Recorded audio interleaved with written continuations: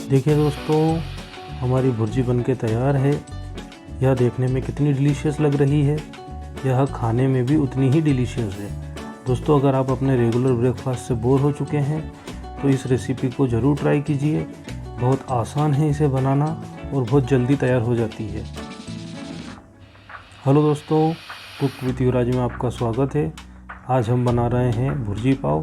भुर्जी पाव बनाने के लिए हमने लिया है करीब 100 ग्राम पनीर, जिसे हमने कद्दूकस किया है, 2 बड़े प्याज, 2 टमाटर, 2 हरी मिर्च, हरा धनिया,